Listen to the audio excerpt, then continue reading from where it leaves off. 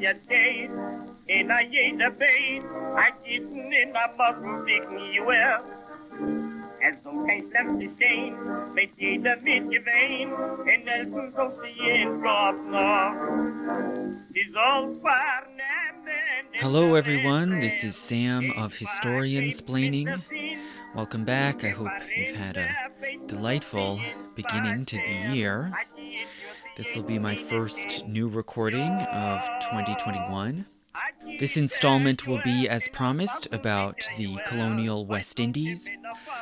In addition, I will repost the introductory episode of another new podcast, as if we need more, that my friend and I have launched called God Save America, about religion and the religious makeup of the United States, the different religious groups, where they come from, how they work.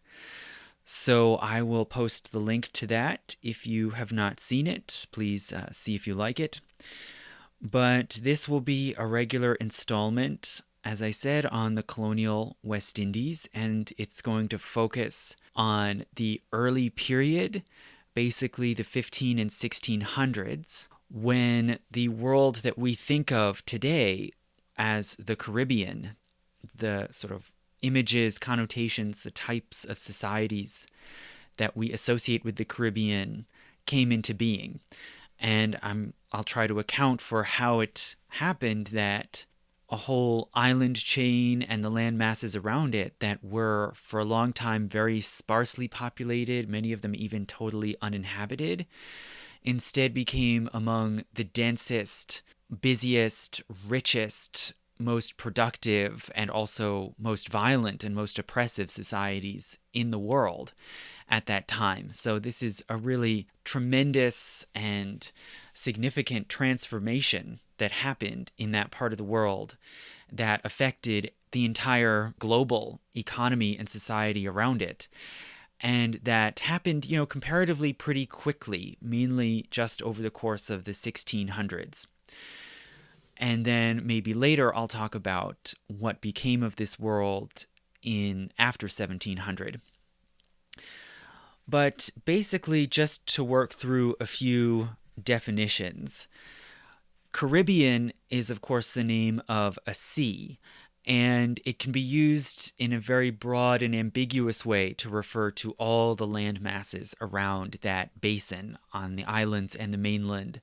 Not only the West Indies, the West Indian Islands, but also parts of South America, Central America, and so on.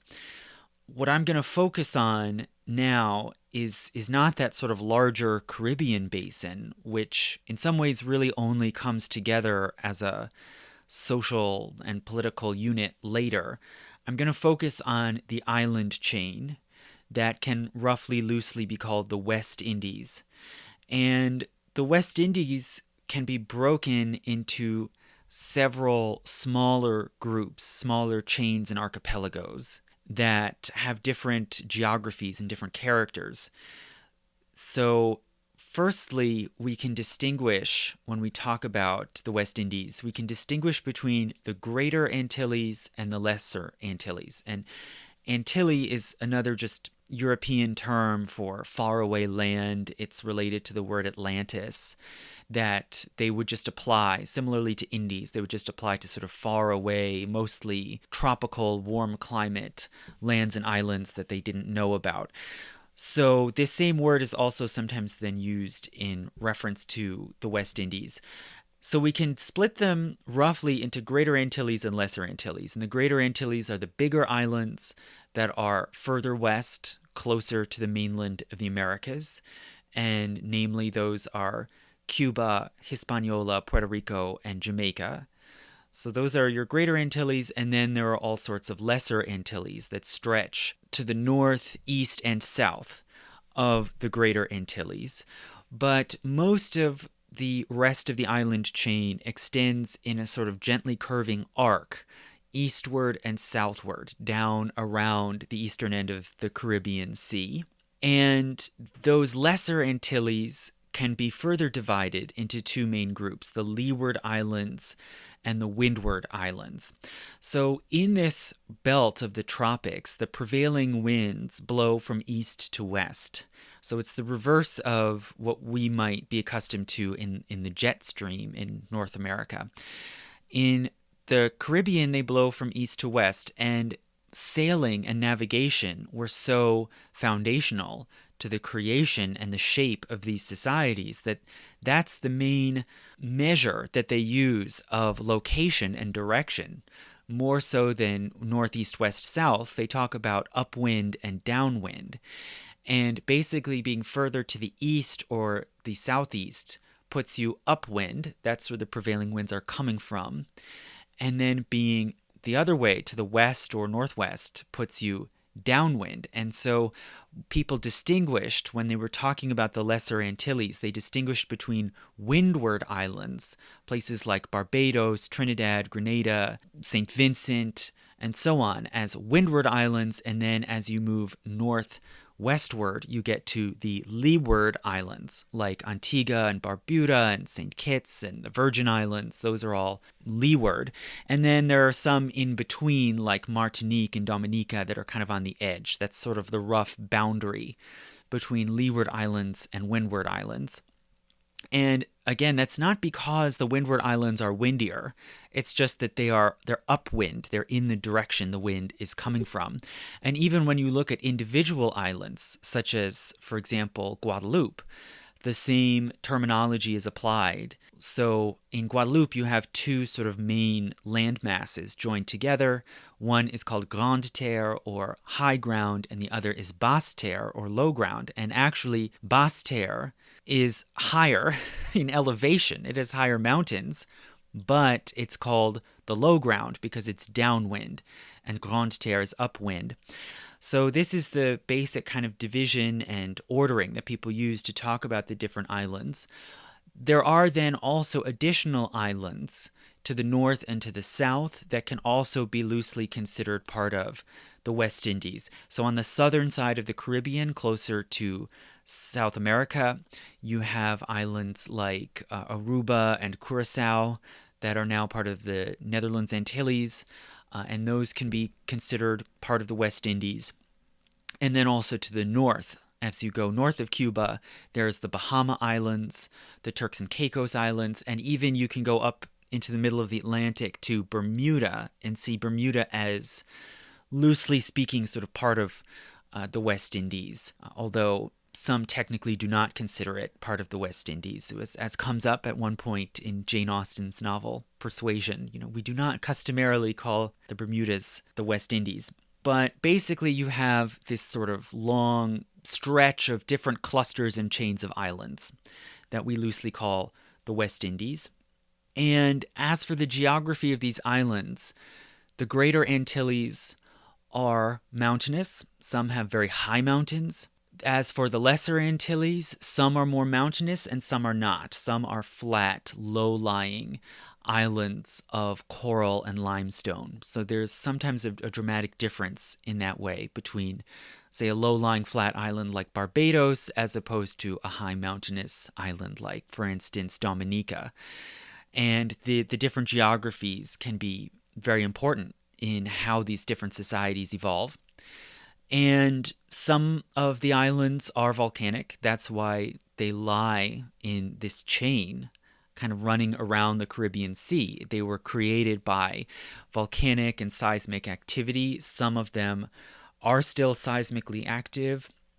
There's an active volcano on Montserrat in the Leeward Islands.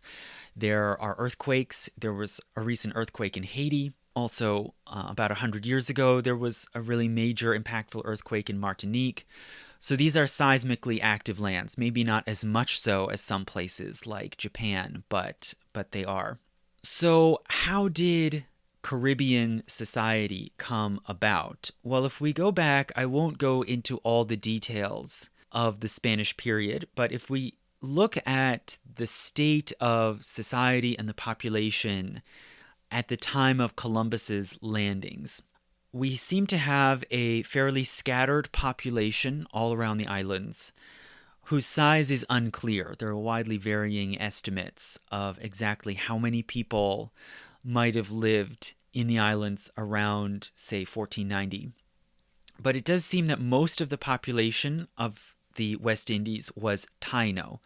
So they belonged to a sort of broad tribal confederation group that spoke a language in the Arawak family. So sometimes you'll see in older sources they'll refer to the people as Arawaks, and that's actually not correct. Arawak is the language or the language group that was spoken. The people were Taino.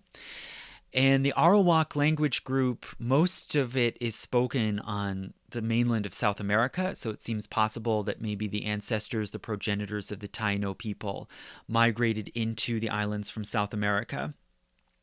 And, it was broadly speaking a fairly civilized, peaceful society with many commonalities and many contacts and relationships with mainland Mexico, Mesoamerica, and South America.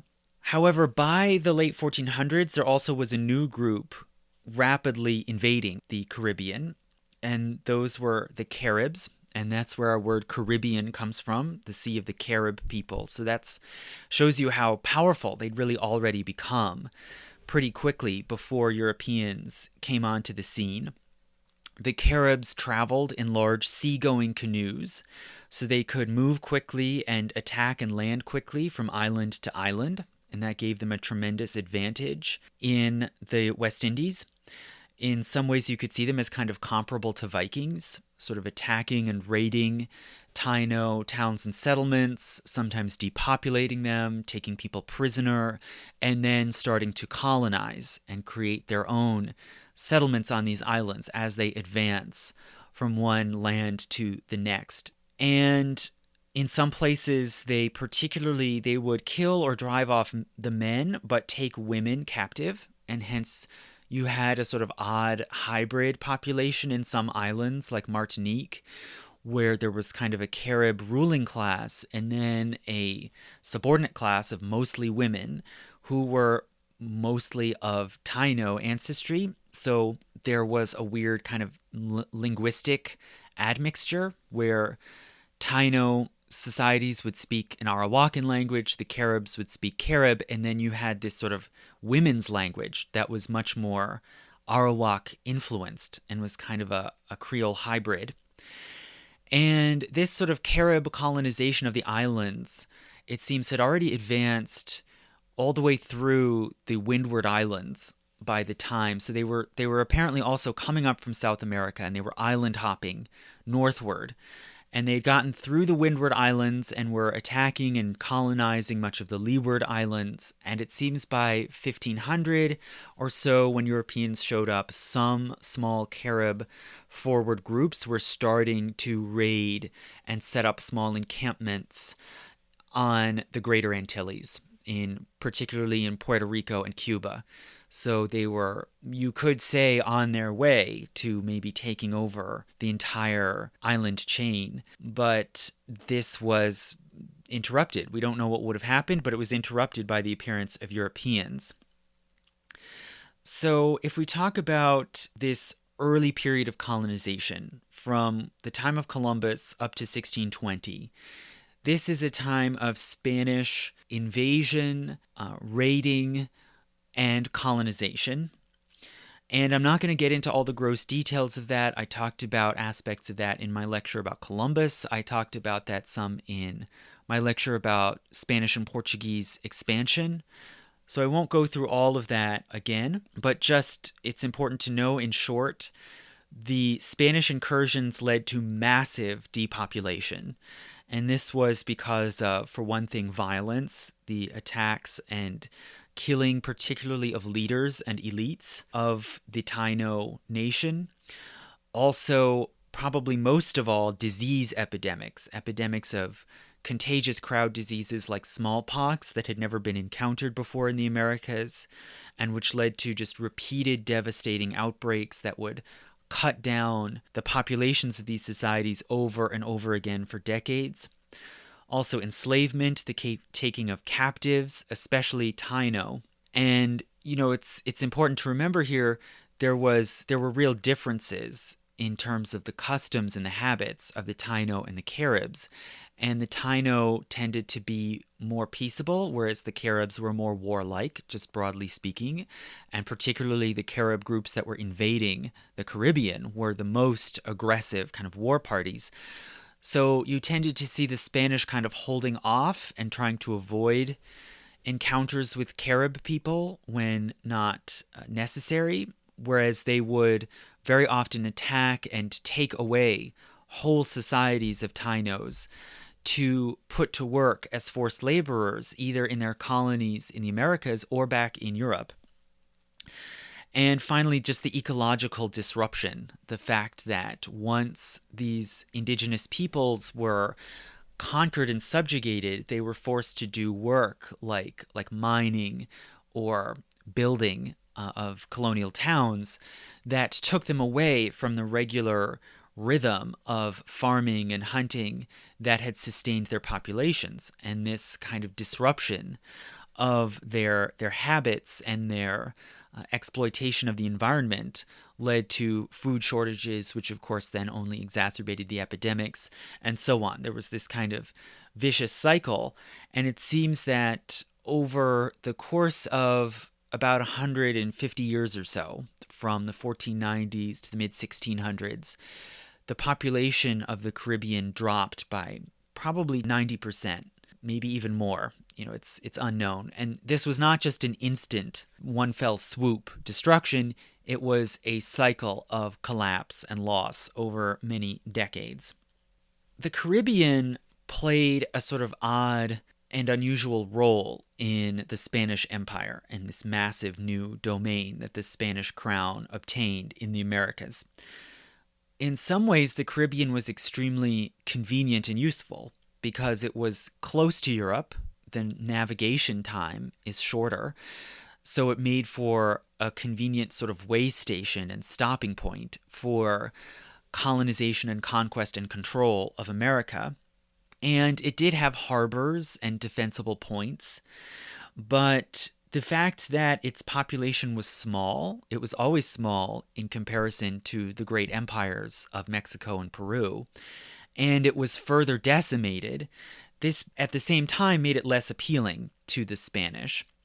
And Spain had to put in a great deal of resources that were quite precious, a lot of money and a lot of labor, which was a limited resource, into setting up kind of small fortified outposts in the Caribbean. And the first of these that stuck was Santo Domingo on the island of Hispaniola in the Greater Antilles, which was founded in 1496. And it was followed then by other sort of fortified capital port towns on each of the other Greater Antilles. So Havana in Cuba, which was founded in 1515, San Juan in Puerto Rico in 1521, and then a smaller town of Santiago de la Vega in Jamaica in 1525. So by that point, Spain was at least putting in some effort to hold and use these strategically positioned islands. But as I said, the indigenous populations were already fairly small, and there was no gold. There were no sources of gold at this time, and those were the main things that the Spanish were interested in, quite rationally, that they really needed in order to make their colonies in America profitable, was they needed people to do the work of mining and transport and shipbuilding and sailing, and they needed gold, the only reasonably accessible resource that was valuable enough in proportion to its weight to be worth shipping all the way back to Europe. And because the West Indies didn't provide these things, the Spanish really neglected them in general and showed much less interest in them than in the great territories on the mainland. And particularly the Lesser Antilles were really completely ignored. Some of them were briefly inhabited by Spanish colonizers. Some of them still had some remaining indigenous population. But some of them, such as Barbados, were just totally wiped out. Whatever remaining indigenous population died or emigrated to somewhere else where they could survive, or were taken prisoner and sold into the slave trade. So it was really a remarkable kind of stripping of all society and civilization from some of those islands in the Lesser Antilles. And the only island that, over the course of the 15 and early 1600s, the only island that the Spanish really put some time and effort into building up as a colony was Cuba. So Cuba was very strategically located. It had a bit more of a population that was mostly Taino, but was still small compared to the mainland colonies. Havana was located on a fairly good natural harbor close to the passageway connecting the Atlantic Ocean to the Gulf of Mexico and hence to the great colonies in Mesoamerica. And the population of the island declined from possibly around 2 million before the Spanish arrival to only about 80,000 in the 1600s. But Havana continued to be a significant, sizable town with a major busy harbor and some hinterlands of small villages and farms and ranches around Havana. And there were also several other smaller coastal towns, such as Matanzas and Santiago de Cuba, which could sort of hold their own and had some degree of prosperity, and some hinterlands, again with farms and villages around them. Then there was a massive interior territory, largely mountainous and hilly, that was severely depopulated, that was largely unknown and really out of the control of the Spanish. There were still some small native indigenous tribes around of Taino and Carib, but not very much. A few small trading outposts here and there, and some cattle ranches. So the mountains and the uplands of the Greater Antilles are very good for animal herding, especially cattle. So there was some production of animal products like beef and hides and dairy, including even some for export. So there was a little bit of an export trade from Cuba.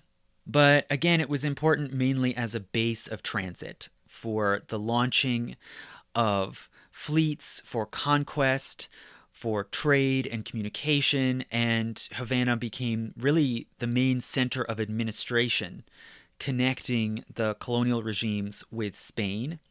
And eventually it also became the staging ground for the treasure fleets, these massive guarded fleets that would transport the royal share of gold and silver mined in America back across the ocean to Spain. As for the other Greater Antilles, they were broadly similar. You had at least some sizable towns like Santo Domingo and San Juan, and then hinterlands that were very sparsely populated, largely out of Spanish control, but with some small villages and cattle ranches.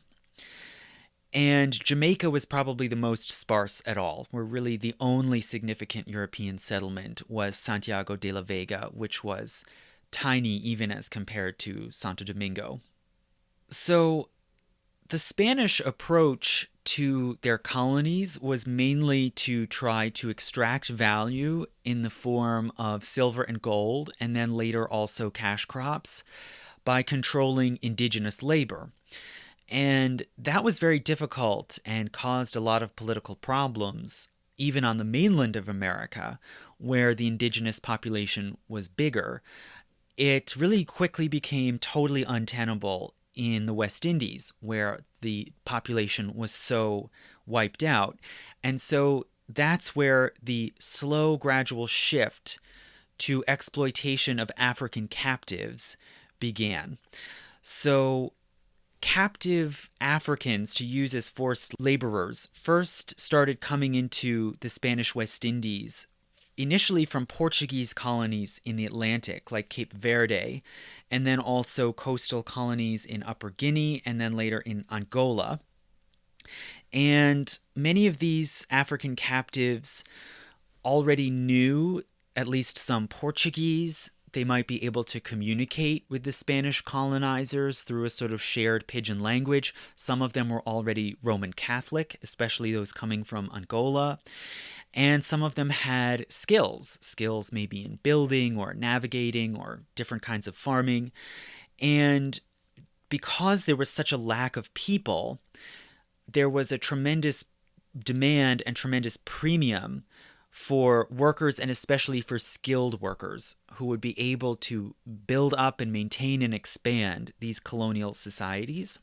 And by the mid 1500s, some of these African captive workers were starting to be put to work growing sugarcane. But that was not the main line of work. More of them had to learn and practice skilled crafts like carpentry or metalworking, or they had to learn ranching, which also is a complex skill unto itself. And because these African laborers and their skills were so important and so valuable, they actually had some degree of leverage and sometimes even power in these colonies. And one anthropologist named David Wheat has even put forward the argument that we should see these African workers, whether enslaved or free, as surrogate settlers who sort of stood in for Spain and the Spanish colonizers in trying to control and exploit the West Indian islands. And many of them actually became free.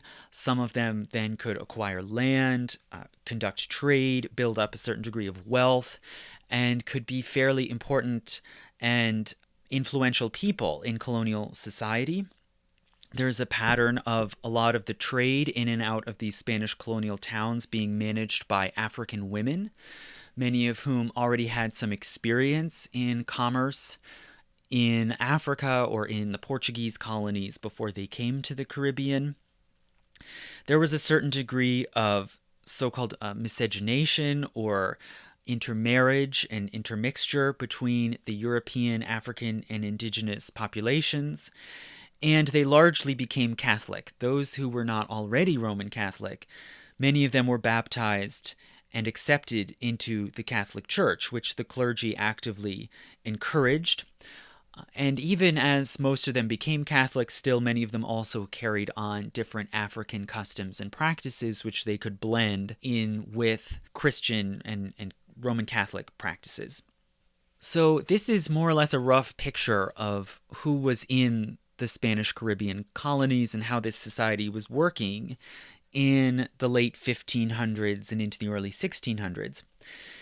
And that's the time when raids and small attacks by Northern Europeans really intensified, and sort of privateers or buccaneers of various backgrounds carried out these raids and attacks on the sort of vulnerable colonies in the Caribbean, but especially the English. That was most common. These privateers and buccaneers were encouraged by Queen Elizabeth, who was carrying on kind of an escalating Cold War with Spain and saw a point of vulnerability because of the capabilities of English navigators and seafarers. And this sort of escalating Cold War really erupted in the 1580s and 90s at the end of Elizabeth's reign. And so many English privateers really became very aggressive and violent in their incursions into these Spanish islands. The most famous and successful of them was Francis Drake, who landed in these Caribbean islands and tried repeatedly to make alliances with the African laborers in these colonies. Again, some of whom were enslaved and some free. But he actually did, on occasion, manage to get information or support from sort of disfranchised, dissatisfied African colonists. He sometimes actually took African Spanish colonists or slaves onto his ships and transported them to places where maybe they could be free or set up a colony of their own, like in Central America. And these raids and attacks, which really threatened not only the direct physical safety of the colonies, but really threatened their social structure and threatened to sort of destabilize the whole society. This led then to the building of El Morro, the massive fortress at the harbor of Havana, which was built over 10 years between 1587 and 97, right at the height of this kind of low-level background war between Spain and England. So this kind of raiding and low-level attacking, this had been going on for decades before then Northern Europeans began to really encroach and try to colonize or seize Spanish territory in the Caribbean. And this would really be the turning point where the Caribbean transformed into something dramatically different, more like what we think of today. So various Northern European countries saw opportunities in the Caribbean. They saw the advantages that the islands offered as strategic bases for trade and for further buccaneering, further attacks on the Spanish mainland colonies, or the Spanish Main, as the English called it. They saw that the islands had a hospitable climate, with very mild winters, with good rainfall, and as territory that could be fertile ground for cash crops, especially tobacco, the crop that was making millions for the English in Virginia. These Northern European countries, especially England and the Netherlands, had superior naval capability. They had fast-moving and maneuverable ships, highly skilled, experienced mariners who had already been getting the better of larger Spanish forces like the Spanish Armada. They had good trade relations, particularly with the Portuguese, this maritime trading country that was able to supply important goods and necessities like seeds or horses across the ocean. And England in particular had a special trading alliance with Portugal.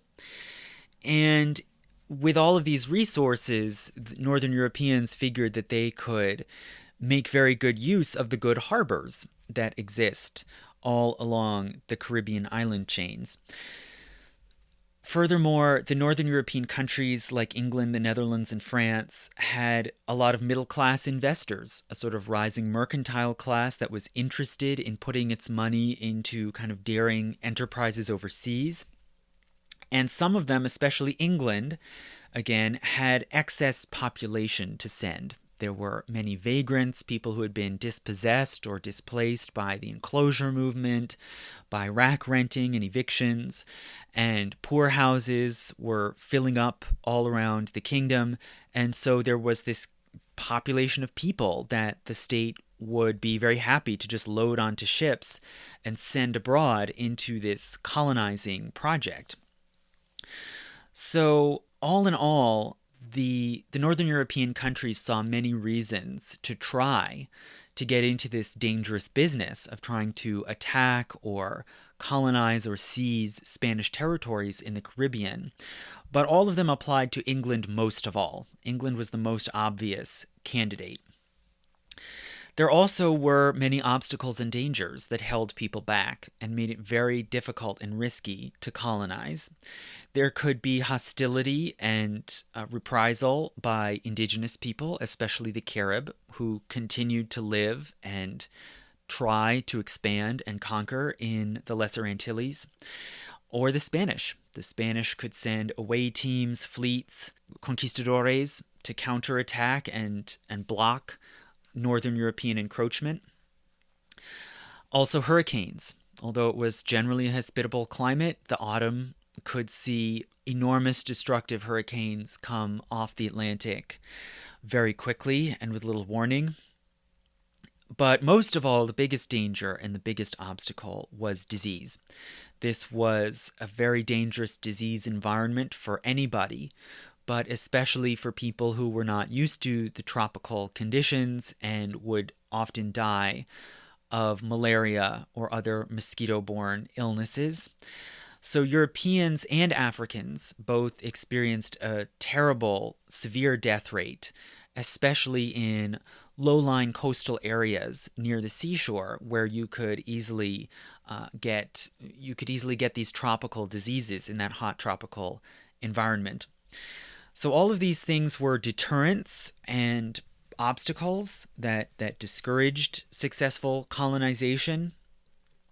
But by the early 1600s, Northern Europeans, especially the English, were ready to try it anyway.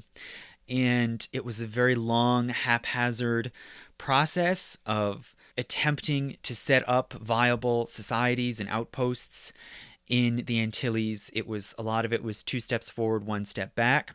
But to basically go through the important developments of how Northern Europeans started to create footholds in the Caribbean, As I said, the first were the English, and really you have to say the beginning of encroachment into the Caribbean began from Bermuda. So Bermuda is just a very small island chain of sort of hilly limestone islands, basically in the middle of the Atlantic, close to what's today the Carolinas, but not too far also from the Bahamas and Cuba. And Bermuda, the English had known of Bermuda for many years, and technically it was included under the charter that the English crown granted to the Virginia Company. So the same set of people, the same set of investors and adventurers who were authorized to colonize the Chesapeake also could lay claim to Bermuda. And at that time, it was totally uninhabited. There were no colonists or indigenous people. No humans, as far as we know, had ever lived on Bermuda. In the year 1609, an English ship bound to Virginia, which included cargo and goods and administrators and also forced laborers, indentured servants, this ship called the Sea Venture crashed in a hurricane and happened to run aground right near Bermuda. And all the passengers were able to get ashore safely on Bermuda. And they began to set up a society there that could subsist and manage to feed itself in the environment of the islands.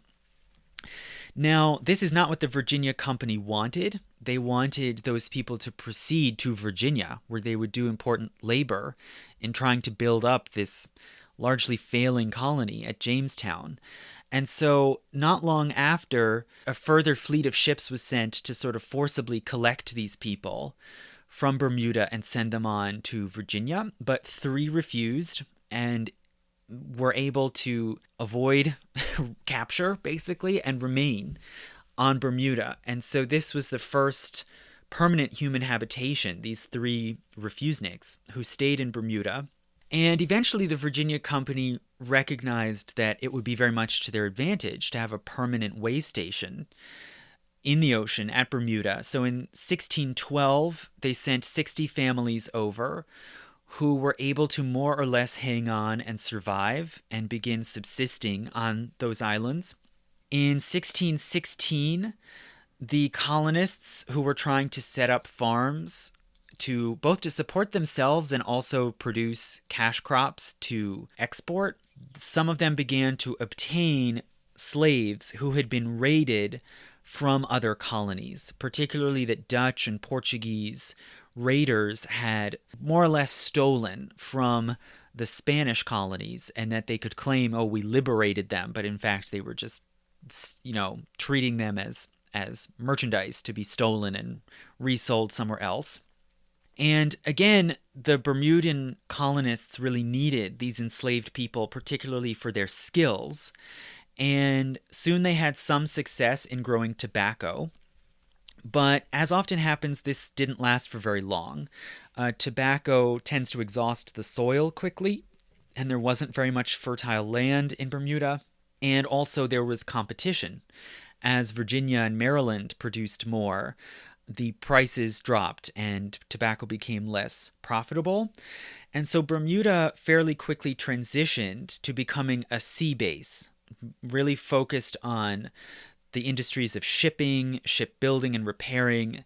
And they moved away from this attempt to make money on big plantation agriculture. And so Bermuda ended up becoming the main base and model, really, the first kind of blueprint for how Northern Europeans could encroach and create colonies using the skills of seafaring and shipbuilding, as well as enslaved African labor, to expand into the Caribbean. So other English colonies followed down in the West Indies proper, and they tended to start with small temporary encampments that would serve just as bases for merchants and raiders and pirates of various sorts. But then those were followed by more kind of permanent, fortified settlements that tried to create a sustainable food supply and water supply for more colonists and expansion.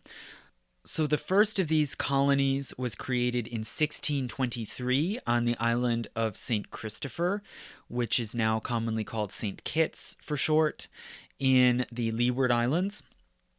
And that was followed 4 years later by another colony on Barbados.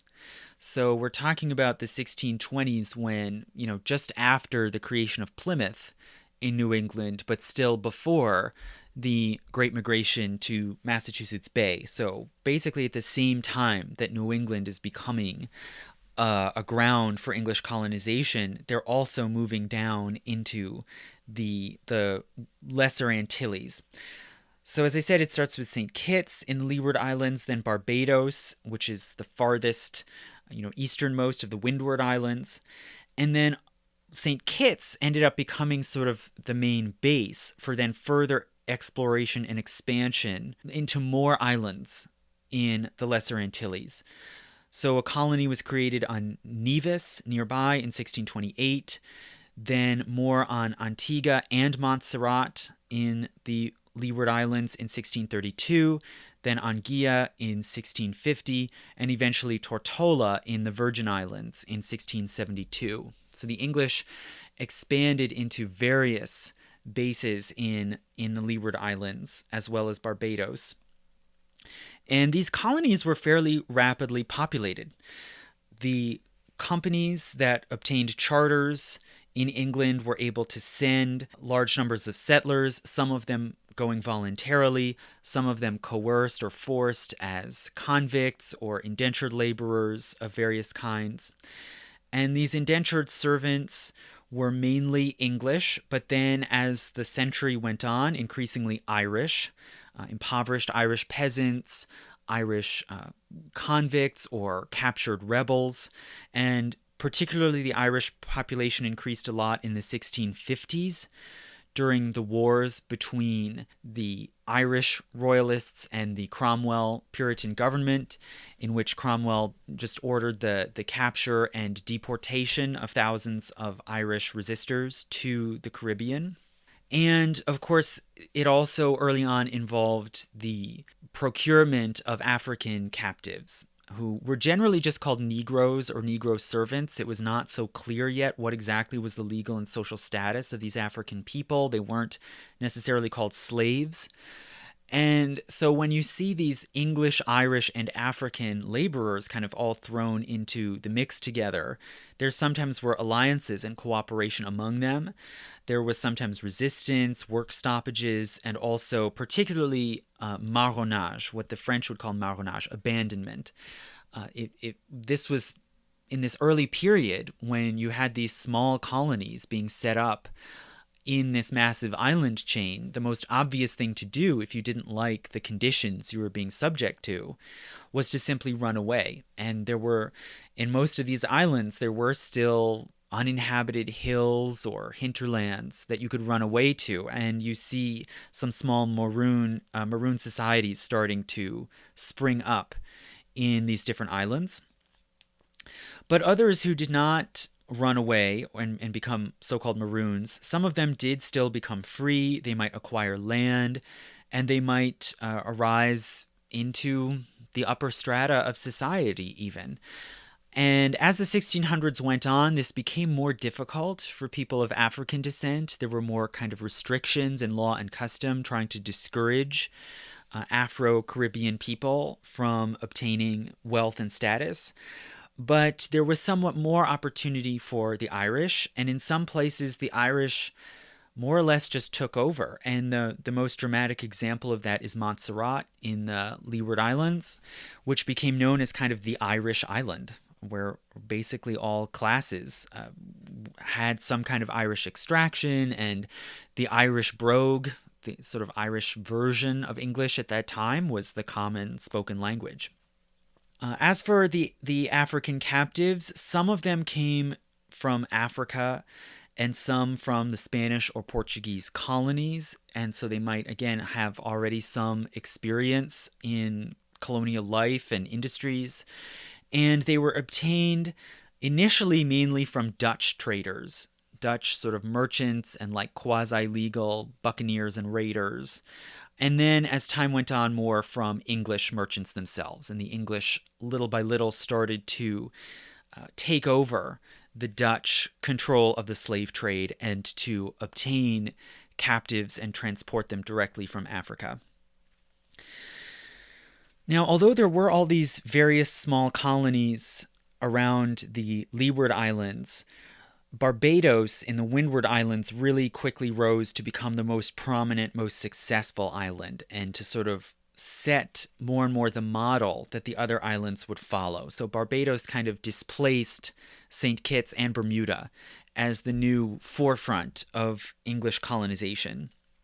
In Barbados, the company doled out land mainly in small plots, sort of just enough that various colonists, English, Irish, Portuguese, could support themselves and grow various crops to make some profit, especially tobacco and coffee early on were big ones. But between the 1640s and the 1690s, as the colony grew, the situation changed, and sugar really became the main crop. So Barbados was the first site where the Portuguese system of sugar production, what we now call the sugar complex, was really imported and multiplied en masse. And so it's a system where you have laborers, usually mostly enslaved laborers, producing crops of sugar year-round, then pressing the sugar cane for juice, boiling down the juice, granulating the sugar, and producing this final refined sugar product that can then be easily exported for profit mainly to Europe. So this was the first time that colonists in the Americas really came up with a crop basically as valuable as gold, something that could be procured and shipped that was so high value in proportion to its size and its weight that it made the risk of transatlantic shipping worth it. So there was a tremendous sugar boom in Barbados. For labor, the colonists more and more brought in thousands of African slaves. And those who were able to master this system, who could procure the enslaved laborers, the skilled laborers who might be free or enslaved, the equipment, the technology to produce sugar, they got an enormous advantage against all their neighbors who maybe didn't have the capital or didn't have the know-how to master this system. And so very quickly, an elite of rich, powerful sugar planters arose, and the value of the land went way up. And really the cost of everything went way up. As would naturally happen in a place like Barbados, where now every square inch of land could be highly valuable in producing sugar. People aren't going to bother producing food. They're going to import food. So the value of everything goes up. The sugar planters, therefore, are able to buy up the lands and the labor and the resources on the island. And so Barbados quickly becomes controlled by a small elite, a plantocracy. And furthermore, in a colony like Barbados, just like in Virginia or Plymouth, there was a kind of representative legislative assembly. That was the English custom, that you should allow the local people of the country to control their own affairs and set laws and policies. And so these representative organs, although you can see them as superficially kind of democratic, they were quickly taken over by this sugar planter elite, and you got a society where the laws and the policies were basically designed in order to protect the slave trade, slavery, and sugar production. So this Barbados model came to be mimicked to varying degrees in other places, basically depending on whether or not the terrain was such that you could make a ton of money producing sugar. But that wasn't the case everywhere. Barbados was a fairly flat, low-lying island. It still is, of course, a flat, low-lying kind of coral and limestone island. And other islands were different. Other islands were largely or entirely mountainous. And the situation, that created a different situation. So in other islands, there could be more marginal land for smallholders. And that's the case, for instance, in Montserrat, right? It was more feasible for people of less means to still obtain a tract of land on which they could at least support themselves, if not make a fortune. And so it wasn't all bought up and taken over by a plantocracy. And in addition to this, mountainous terrain provided more places to run away, and hence more marronage and much greater difficulty in controlling a large slave population. It was in Barbados, you could, once the whole island was colonized, you could bring in thousands of slaves, and they really had nowhere to go. So as long as you prevented them from rising up and rebelling against you, you knew you had a labor force under your control. That's not true in the more mountainous islands, where you have to worry, are they simply going to run away? Is there a maroon community in the mountains? And is that maroon community going to attack the plantations? Is that maroon community going to infiltrate and recruit enslaved people? So it was a much more complicated and unstable political situation in the more mountainous islands. So, and you see a sort of range of different possibilities there. And all of this came into play in a very dramatic way in the 1650s, when this Barbados model of sugar plantation colony was then transferred for the first time to a major island, to one of the greater Antilles, namely Jamaica. So if we talk about Jamaica, Jamaica was the most sparsely populated of the greater Antilles. The colonial population that was there in the early 1600s was mainly Portuguese, and it's very complicated. The Spanish crown had granted proprietary rights to a Portuguese family, so many Portuguese colonists went to Jamaica. Many of these Portuguese colonists were actually Jewish, unofficially, but it was more or less an open secret that there was Judaism going on in Jamaica. And there also were free and enslaved Africans in Jamaica, particularly around Santiago de la Vega. But it was not a big population. We might be talking about less than 2,000 people on the entire island. And in 1655, the Cromwell government dispatched an expeditionary force to carry out a so-called Western design, a scheme to invade and seize major Spanish territories. And their target was Hispaniola, that very large, really the second largest island in the Caribbean, the site of Santo Domingo, the sort of original first base of Spanish colonization. So that was the goal, but there were hurricanes that disrupted that plan, and Santo Domingo was fairly well defended. It did not look easy to capture.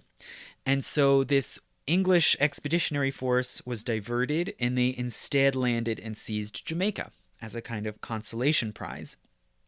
And they probably were able to do so partly because of elements in the colonial population, like Jews and Africans, who saw a possible advantage and the possibility of maybe more rights and more powers in their society if it was under English control instead of Spanish.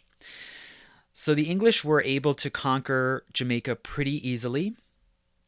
And when this happened, some of the African people actually withdrew into the mountains, sort of northward into the mountainous interior of Jamaica, probably just taking advantage of the chaos, the uncertainty of the conquest. They took the opportunity to maroon and flee into the hinterlands. Probably some of them also perceived a disadvantage and perceived that they might be treated worse and more harshly under English rule and have fewer rights than they had under Spanish rule. Maybe they knew some about what life was like in Barbados, for instance. So for whatever reason, some of these Afro-Jamaican people withdrew into the mountains and formed the original core of a maroon community, which then would persist and actually become quite powerful through the 16 and 1700s. So right away from the beginning, the English conquest of Jamaica presents this enormous opportunity to move the highly profitable Barbados system into this bigger island, but also the dangers and the uncertainties of the different geography of Jamaica. Nonetheless, once the English have laid claim to Jamaica, they put a great deal of money and investment into building up a port that can serve their tremendous merchant fleet and naval fleet. And so Port Royal, on a very fine harbor on the southern coast, not far from Santiago de la Vega, booms and becomes the big English entrepot in the Caribbean, basically comparable to Havana for the Spanish. But most of Port Royal then is destroyed in a tremendous earthquake in 1692, and that's largely why the English withdraw from Port Royal to the mainland and set up a new capital, which we still know today as Kingston. So that eventually replaces Port Royal as the big English center in the Caribbean. And as I said, there is migration from Barbados, which transplants the sugar complex and a lot of the same laws and customs that were known in Barbados to Jamaica. And they obtain thousands and thousands, a sort of constant stream of enslaved Africans. But also beyond Port Royal and Kingston, there also is an increasing wide array of smaller towns and villages all around Jamaica. Places on the coast like Montego Bay or Port Maria, Green Harbor, and also even in the interior, in the uplands of Jamaica, there's this multiplication of small towns and villages way beyond what existed in the Spanish period, and a lot of them are very multi-ethnic. There are English and Irish and Portuguese, Jewish and Gentile, and they're multi-product. So along the coast, especially around Kingston, you might have sugar plantations, but then in the interior, there's also coffee and tobacco and cattle ranches. So it becomes more of a complex society, although sugar certainly rises to become the number one big export. So that's basically how England rises to become probably the biggest, most important Caribbean power by 1700. But right on their heels are important rivals, and the most important of them, of course, is the French. So the French colonies spring up and grow in a somewhat similar way to England, but France is different from England. France is large and powerful, and there's a great deal of wealth, but there's not as much of a middle class in France. And, in England, there was this kind of close alliance in the 1600s, a growing alliance between the sort of affluent mercantile class, the traditional upper class, and the crown. In France, there isn't as much of that private money to mobilize, and there isn't as much of that disposable population.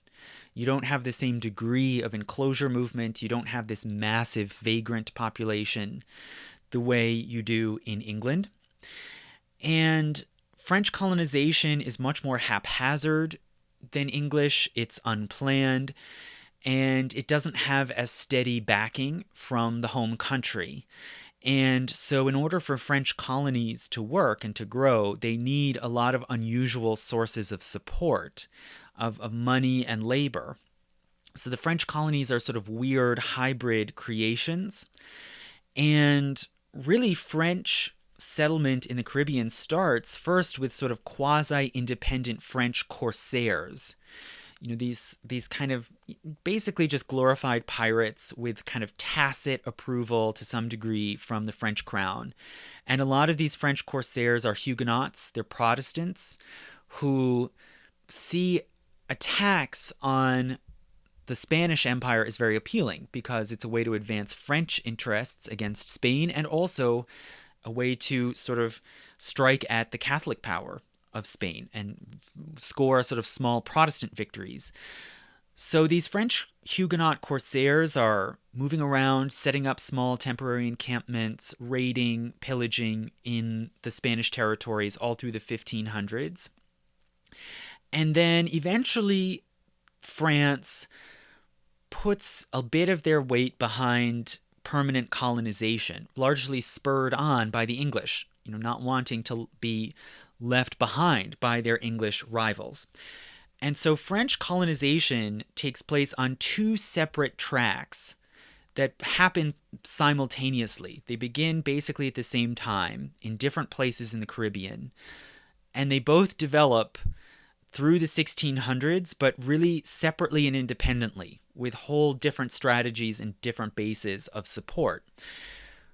So I'll talk about, firstly, the French colonization in the Lesser Antilles.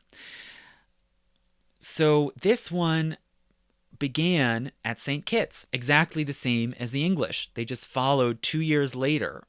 After the English had planted a settlement at St. Kitts, the French show up as well. And this sort of course of French colonization in the Lesser Antilles all kind of flows through St. Kitts, using St. Kitts as this central base. And it is done under a royal charter, which the crown grants to a company, like in England. They granted to a company which was called the Compagnie des Îles de l'Amérique, or Company of the American Islands. And so they're basically mimicking the English strategy, even, right down to the name. They create a colony on St. Kitts in 1625, and this colony, of course, has to come to some kind of tentative coexistence with the English.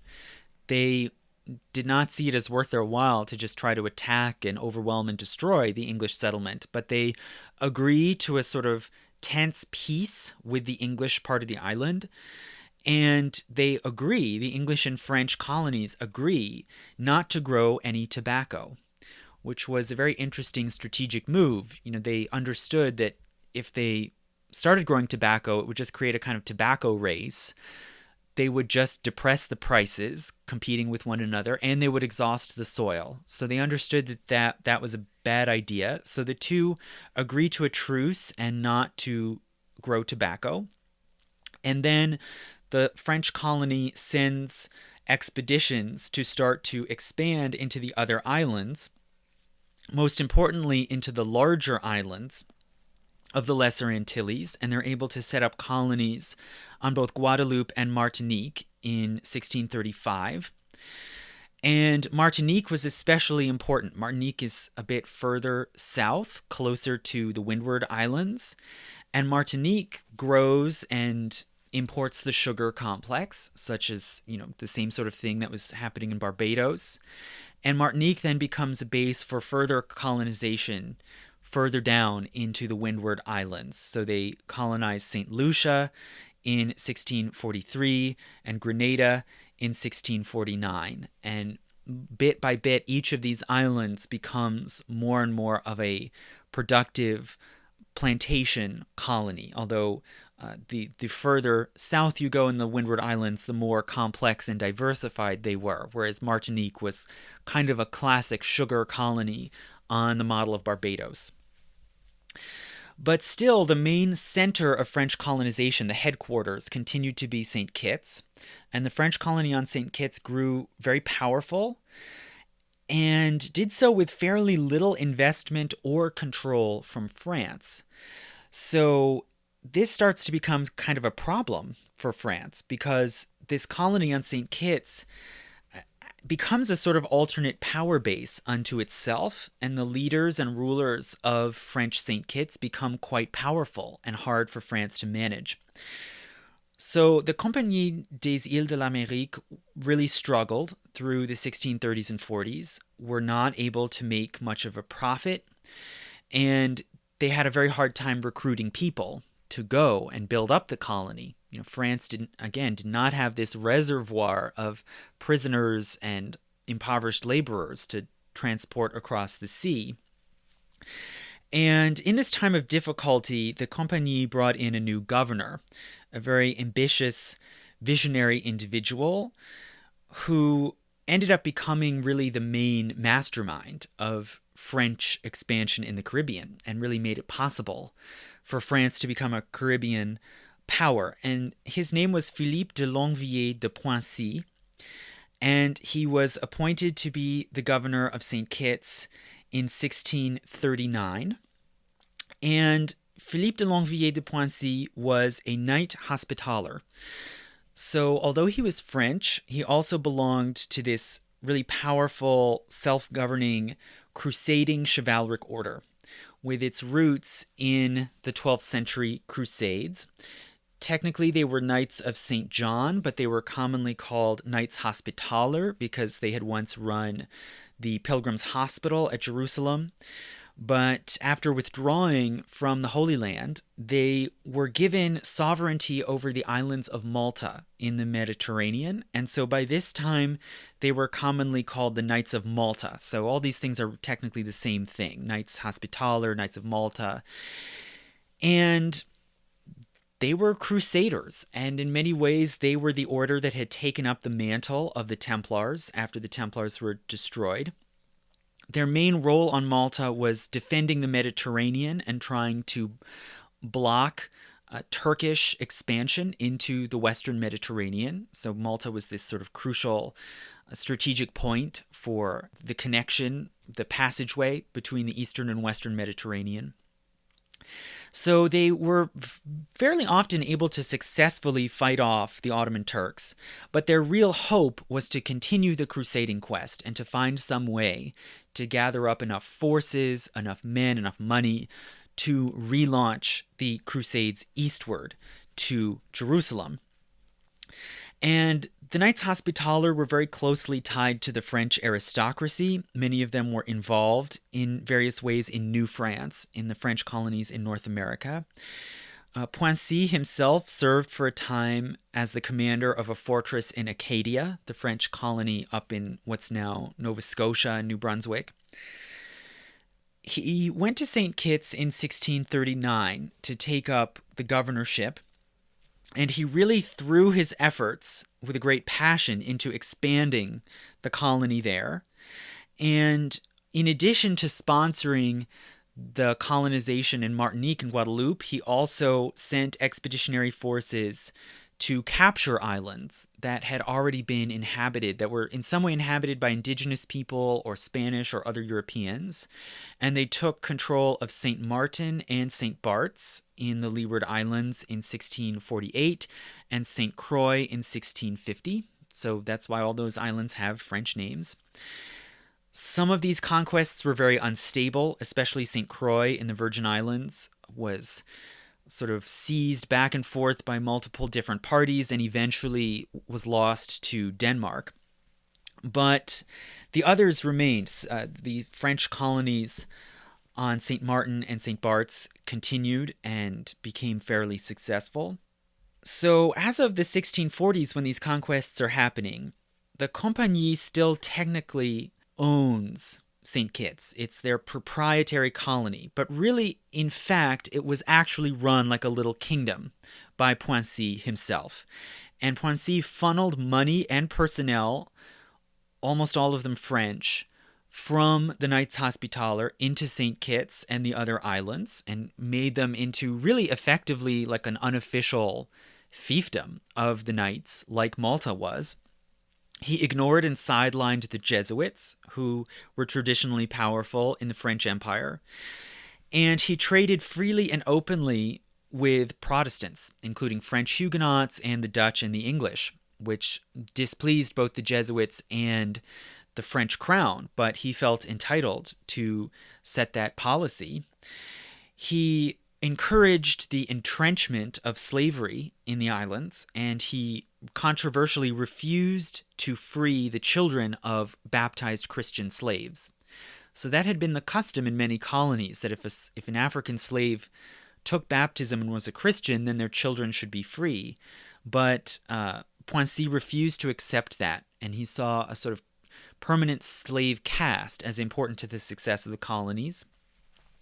And he doled out very harsh justice and basically ruled with an iron fist, almost like a little despot or a little king in these faraway islands. So all of this caused a lot of concern and consternation back in Europe, and the Compagnie sent a replacement governor named Toisy to take the governorship from Poissy in 1649. But Poissy initially refused to allow him to land, and then when he did land on an island, Poincy sent a force to capture him and send him back to France as a prisoner. So, in effect, this was a kind of treason. You could argue about the legalities, but more or less, Poincy was unofficially declaring independence, that he was in control of these islands and refused to allow anyone to challenge him. So by 1650, the Compagnie was totally exasperated. They were not extracting any profit from the islands. In fact, they hadn't even yet managed to pay off the debts or the expenses they had incurred, and they were ready to give them up. And when this was happening, meanwhile in France, the government was under the control of Cardinal Mazarin, and Mazarin was totally distracted with affairs in Europe. And this was an important pattern that would happen too in the French Empire, is that these colonies really had to improvise and scrounge for whatever resources they could get, because France was more entrenched and distracted with affairs on the European continent than England was. So Mazarin sort of doesn't care, and he just takes back the company's rights to these islands and starts to break them up and sell them off to buyers. So hence, private buyers bought up the rights to Martinique and Guadeloupe and other Windward Islands. But Poincy was able to use his influence with the Grand Master of the Knights Hospitaller named Lascaris and persuaded him to buy up the rights to all of the Leeward Islands. So St. Kitts, as well as St. Bart's, St. Martin, and wherever else the French might land, the Knights of Malta bought those rights. And the Knights apparently saw this project as an investment in Christianization of the Americas, right? This was the sort of grand dream of evangelizing the indigenous people of the Americas, which you could see as kind of an extension or an adjunct to the crusading mission. And also probably they were persuaded to see these islands as a possible investment to make money to then funnel back into the crusading quest and this dream of eventually taking Jerusalem again. So after 1650, the proprietors of the French islands in the Leeward Islands were technically the Knights Hospitaller, but the sovereign was still technically the King of France. So it was again this sort of odd public-private arrangement between the proprietors and the crown. But really everyone knew that the person in control, the law in these islands, was Poincy. So the Knights Hospitaller sent representatives to St. Kitts to try to oversee and monitor Poincy's activities and help manage the colonies and make sure that they would be to the advantage of the Knights of Malta. But Poincy always managed to sideline them and isolate them and keep total control over the colonies for himself. And particularly on St. Kitts, Poincy built fortresses, a system of roads, churches, and even a hospital, which I guess is fitting for the Knights Hospitaller.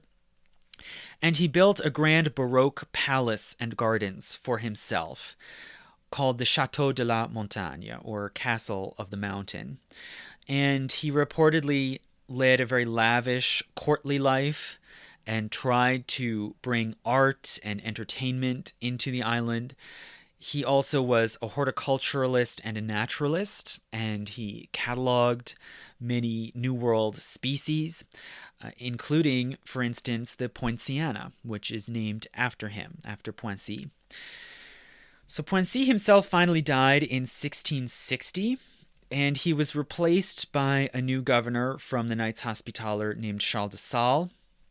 And Sales ruled until 1666. And at that point, the Knights Hospitaller, just like the company before them, see that they're not making any money and that this is just too difficult and expensive a project to be worth it any longer. They still owe debts just on the cost of purchasing the islands. And so the new economic finance minister for King Louis XIV, Jean-Baptiste Colbert, was able to persuade the knights to sell the colonies to another company. And this transition of power was a weak moment, a moment of kind of uncertainty and administrative disorder, as this kind of little kingdom that had been created by Poissy is breaking down. And so the English saw an opportunity, and fighting broke out between the English and French colonies on St. Kitts. Saul himself was killed, but the French colony survived. So the French foothold in St. Kitts did remain and lasted for many years thereafter. As for the other islands in St. Croix, the French colonists on St. Croix actually rebelled against the Knights Hospitaller and their sort of authoritarian regime in 1657. But the rebellion was defeated and the French held on to that colony. But as I said, it was later eventually captured by the Danes.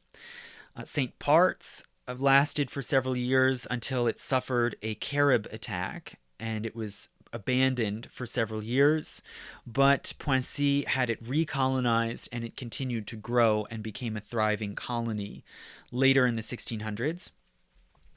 And in St. Martin, the island was peaceably divided between rival colonies, much like St. Kitts was peaceably divided between the French and the English. St. Martin was divided between a French colony in the northern part of the island coexisting with a Dutch colony in the south, and both of those colonies continued to grow and thrive and to support a plantation economy.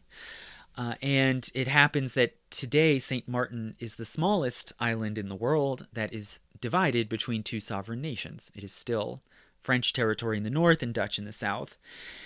And all of these smaller colonies in the Leewards then continue to serve as way stations, supply stations, communication stations for the big, seriously growing plantation economies in Martinique and Guadeloupe.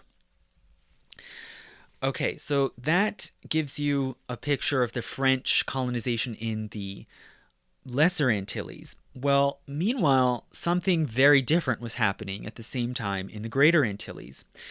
French colonization there started really independently by buccaneers, by these sort of quasi-legal tolerated pirates who flourished with tacit state approval as long as they preyed on the Spanish.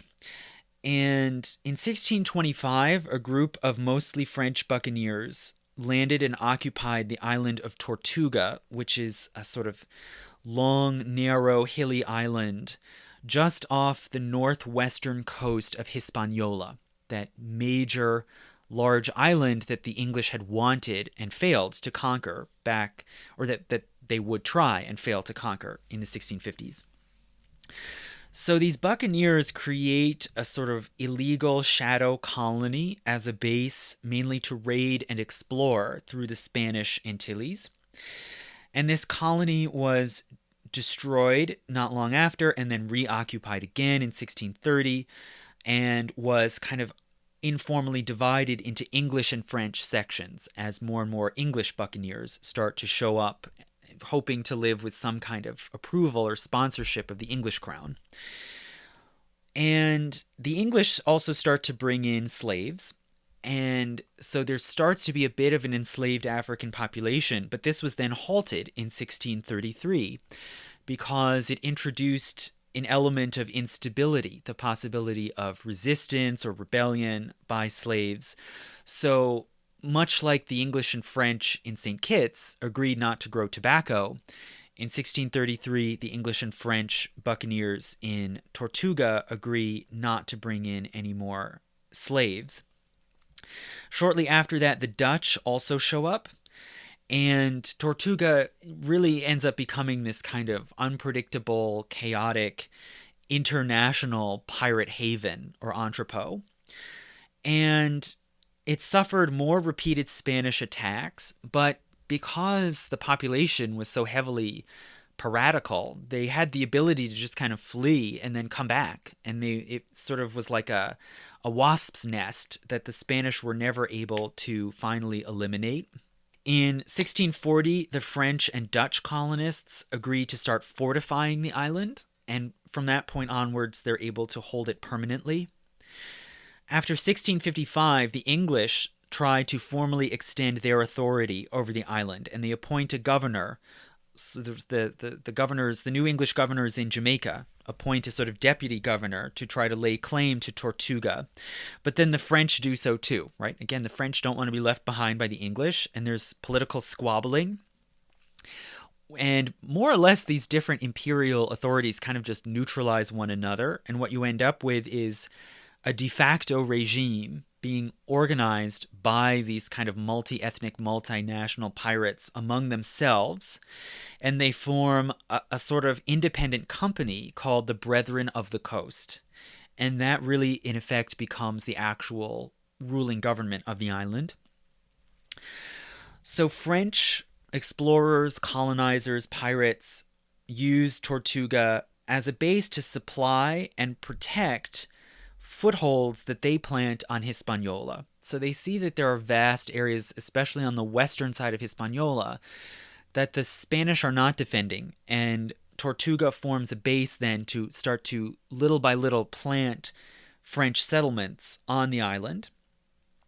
The town of Cap François, or later called Cap Français, was founded on the northern end of Hispaniola in 1670, and this town ends up later becoming really the big major French town in the West Indies, much like Kingston was for the English. And the capital, the French, as I said, were trying to formally lay claim to Tortuga and increasingly to all of Hispaniola. And they formally relocate their capital from Tortuga to a new town called Port-de-Paix on the mainland of Hispaniola in 1676. So in a way, the sort of formal open French colonization hives off from what was still mainly a buccaneer base. And in the 1680s, there were a series of agreements made back in Europe between the European powers, where more and more the governments in Europe agree that they should put a stop to this piracy and buccaneering, that it was too destabilizing and it was lawless, and there was a danger that it would turn against their own colonies and territories. So they agreed to start suppressing this piracy, and as part of the agreement, France is formally recognized as the overlords of Tortuga. It becomes formally French territory, and it's the various maritime powers start to try to suppress this pirate colony. And in 1697, the Treaty of Ryswyck between France and Spain officially recognizes French control not just of Tortuga, but of the entire western coast of Hispaniola. So this whole area that the French have been increasingly taking over, they now get formal open recognition of French sovereignty over that whole western end of Hispaniola. And the French name it Saint-Domingue. So basically just, the French form of the Spanish name Santo Domingo. And after about 1700, this sort of first age of piracy that was so common in the Caribbean ends. And more there's a greater focus all throughout the Greater Antilles. There's a greater focus on actual large-scale colonization and exploitation of these gains in the Greater Antilles, which for England mainly means Jamaica, and for France, Saint-Domingue. And those grow to become the big, wealthy colonies in the Caribbean after 1700. So I've been mentioning all along the way here another significant player in the picture, which is the Dutch. So I'll talk a little bit about the Dutch and how their colonies figure in, and also lastly about a couple of really minor players that also show up in the Caribbean. But as for the Dutch, they colonize mainly under the Dutch West India Company, so the same sort of state-backed private monopoly company, the same one that is controlling the New Netherlands in North America. they also start early attempts at colonization in the Caribbean. And the Dutch have a very good navy, much like the English, with very experienced, savvy mariners and naval fighters.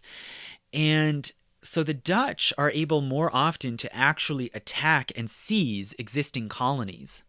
Right? More so, whereas the English and the French are mainly focused on finding uninhabited territories, the Dutch can be more aggressive in seizing what they want, even from the Spanish.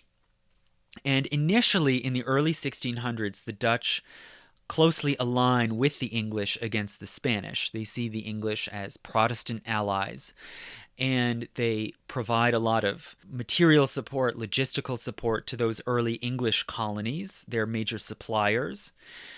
But this starts to shift later, and increasingly the Dutch turn against the English and really try to create their own separate colonial empire apart from the English.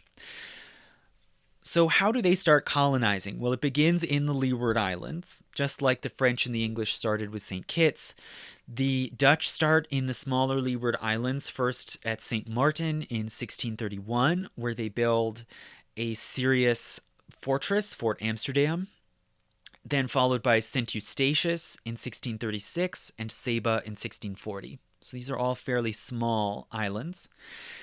Then they also cross down to the southern side of the Caribbean, closer to the mainland of South America, again, which they probably were emboldened to do because they had a very good navy.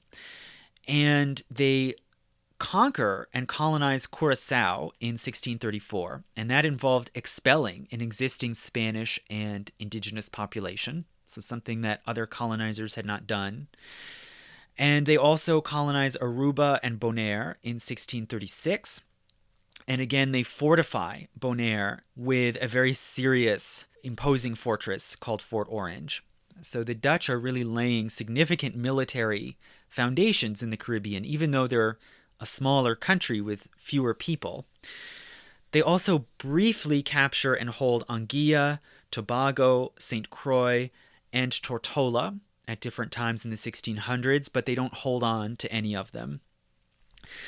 But nonetheless, they do hold on permanently to 6 major islands. The one that I mentioned, the St. Martin, St. Eustatius, and Saba in the Leeward Islands, and Curacao, Aruba, and Bonaire on the southern side of the Caribbean. And these islands become major centers of plantation agriculture and also of trade. And particularly St. Eustatius really becomes the main international mercantile entrepot of the whole Caribbean, overshadowing even Port Royal. And the Dutch continue to be the main intermediaries of trade around the Americas and Europe and Africa.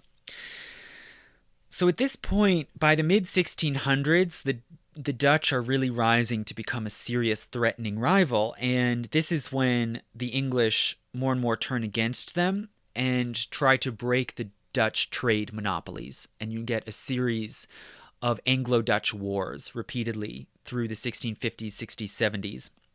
But the Dutch, although they have fewer people and less resources than England, nonetheless, they are able to hold their own. And who are the more minor players? Well, I mentioned the Danish. Denmark colonized St. Thomas in the Virgin Islands beginning in 1668, largely as a kind of unofficial ragtag operation. But then control of this mission was taken up by the Danish West India and Guinea Company, which mainly is focused on the slave trade from Africa, but it does also take up control of the colony on St. Thomas in 1671 and is able to grow it and keep it afloat for centuries. So the Virgin Islands become long-term Danish territories. And then lastly, a very minor but very interesting player that comes onto the scene is Courland. So there are, in addition to Dutch, French, English, and Spanish colonizers, there are also Latvians, or Colonian, as they would have been called at the time. So the Duchy of Courland is basically the western part of what is present-day Latvia, and it's the smallest country that was ever involved in European colonization abroad. The Duchy of Courland was technically just a fiefdom within the larger Kingdom of Poland-Lithuania, but it was really effectively an autonomous, quasi-independent state unto itself. And the population was a mixture of Baltic people and Germans, and it had been founded by German crusading knights from orders like the Teutonic Order. So it had, just like the Knights Hospitaller and the Knights of Malta, Courland had a crusading route. They were a maritime country on the Baltic, and they had an excellent merchant fleet based at the towns of Windau and Libau on the Baltic. They got involved in colonization under a ruler named Duke Jacob, who ruled for a long time from 1642 to 82. And they were able to found a significant colony on the island of Tobago in the Windward Islands called New Courland. And it was first created in 1637, but then was destroyed when it was blockaded by the Spanish. But they repeatedly sent more expeditionary forces of colonists and merchants and soldiers to refound the colony repeatedly. So it was founded and destroyed or evacuated many times through the 1600s. Their main enemies included the Spanish, the Caribs, and the Dutch. So remember, this is down close to South America. So those were areas where the Spanish and the Caribs were still real threats, and also the Dutch, because the Dutch had the naval power and they wanted to dominate that coast of South America. So they were repeatedly attacked, and the colonists several times fled to other colonies like Tortuga or Jamaica. And Courland made an alliance with England as part of their strategy of trying to get involved in colonization, which then at least gave people a place to flee. They could go to the nearest English colony if they had to flee from Tobago. But in 1654, Courland sent a large expedition with families, several families, including women and arms. And for a brief time, the colony really succeeded and thrived. They built a large Lutheran church, and they exported all kinds of tropical crops and other products like tortoise shells and feathers. But it was destroyed again by the Dutch in 1659. After the Duchy of Courland and the Netherlands made peace, it was resettled again. And there were final small attempts to create new colonies in 1680 and 1686, but this was finally given up, and Tobago was ceded in 1690. And the remaining stragglers simply left and migrated over to English and Dutch colonies or joined the buccaneers and pirates. So this episode with Courland, it's very strange, and it was not the largest or most important colony at all, but I think it's an illustration of how strange and unpredictable this whole process was, and really how, in a sense, kind of crazy and just delusionally ambitious people had to be to even try to take on this dangerous, bizarre project of creating colonies in the Caribbean, and how remarkable it is that at least some of them in places like Barbados or Martinique or Tortuga managed to succeed in one way or another and persist. And it's those sort of weird, risky, sometimes successful, sometimes failed projects that then laid the foundation for Caribbean society in the 1700s. So to sort of take stock, by 1700, by the time the French are in control of Saint-Domingue, the major players now in the Caribbean are England, France, and the Netherlands. Right? The Denmark does have a small foothold. Courland has been wiped off the map, but the real serious powers now are England, France, and the Netherlands. There's a sort of complex balance of power among them. The Netherlands comparatively is more mercantile. Their colonies are more mercantile, whereas the English and French colonies are more plantation-based, and especially Saint-Domingue and Jamaica are the big growing plantation colonies. And all of these European powers are importing slaves. The slave trade is booming. It's becoming the main source of labor in the West Indies. And it seems that by 1700, if we can estimate how many people were forcibly moved into these colonies in the 1600s, and by 1700, the English have imported about 264,000 people, the French 156,000, and the Dutch 40,000. So these are small numbers compared to what would happen later. After 1700, when the slave trade reaches its height, we're talking about millions of people. But they're tremendous when you consider that most of those islands were completely unpopulated as of 1600. And that we're talking about just a massive flood of human beings compared to what had been there previously. And it's really the slave trade that becomes, you could say, the lifeblood, literally and figuratively, of these plantation societies. Slavery at this point was still very ambiguous. It was not clear and often not codified in law exactly who was a slave and what that meant. What powers did slave owners have? Did enslaved people have any rights? Could they become free? Under what conditions? What did that mean? What did free African people, what role could they play in society? All of this was fluid and unclear. And there were different laws and customs in different territories. We can't get down into all the weeds and details of all the changing laws in each of these islands. But loosely speaking, broadly speaking, the French had some minimal protections for the life or well-being of enslaved people.